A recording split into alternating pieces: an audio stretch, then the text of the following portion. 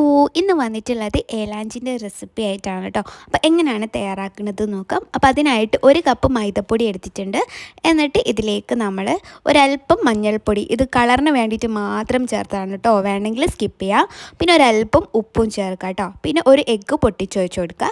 പിന്നെ ഒരു 1/4 കപ്പ് വെള്ളവും ചേർത്ത് നന്നായിട്ട് മിക്സ് ചെയ്തെടുക്കുക. അപ്പോൾ നമ്മളിങ്ങനെ മിക്സ് ചെയ്ത് കൊടുക്കുമ്പം നല്ല കട്ടകട്ടായിട്ടാണ് വരിക. അപ്പോൾ ഞാനിതൊന്ന് മിക്സിയിൽ നന്നായിട്ട് അടിച്ചെടുക്കുന്നുണ്ട്.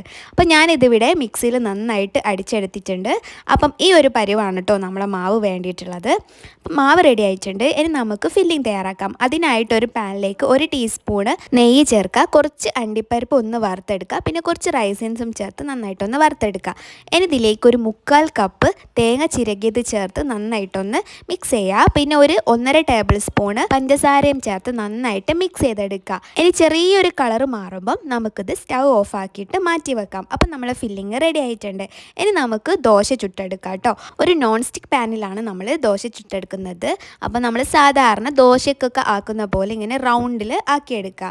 ഈ ദോശ പെട്ടെന്ന് തന്നെ വേവുകയും ചെയ്യും, പെട്ടെന്ന് തന്നെ നമുക്ക് പാനിന് വിട്ട് കിട്ടുകയും ചെയ്യും. കാരണം നമ്മൾ എഗ്ഗ് ചേർത്തതിനോണ്ട് പെട്ടെന്ന് വിട്ട് കിട്ടും കേട്ടോ. പിന്നെ അടുത്തതും കൂടി ഞാനിങ്ങനെ ചെയ്തെടുത്തിട്ടുണ്ട്. ഇങ്ങനെ എല്ലാം നമ്മൾ ചെയ്തെടുക്കുക. അതിനുശേഷം നമ്മൾ ഒരു ദോശ എടുക്കുക, അതിൻ്റെ ഉള്ളിൽ ഫില്ലിങ് വെച്ച് കൊടുക്കുക, എന്നിട്ട് 2 സൈഡും മടക്കി കൊടുക്കുക, എന്നിട്ട് ഇങ്ങനെ ചുരുട്ടി കൊടുക്കുക കേട്ടോ. അപ്പം നമ്മൾ ഏലാഞ്ചി ഇവിടെ റെഡി ആയിട്ടുണ്ട്. അങ്ങനെ ബാക്കിയുള്ള മുഴുവനും ചെയ്തെടുക്കുക കേട്ടോ. അപ്പോൾ നല്ല ടേസ്റ്റി ആയിട്ടുള്ള അടിപൊളിയായിട്ടുള്ള ഏലാഞ്ചിയാണ്. നമുക്ക് വൈകുന്നേരമൊക്കെ ചായക്കടിക്കൊക്കെ കൂട്ടാൻ പറ്റിയ അടിപൊളിയാണ്, വളരെ സിമ്പിളാണ്. അപ്പോൾ എല്ലാവരും ട്രൈ ചെയ്ത് നോക്കുക. ഇഷ്ടമായിട്ടുണ്ടെങ്കിൽ ലൈക്ക് ചെയ്യുക, കമൻറ്റ് ചെയ്യുക, എൻ്റെ പ്രീവിയസ് വീഡിയോസൊക്കെ കാണാം കേട്ടോ. അപ്പോൾ ഓക്കെ, ബൈ.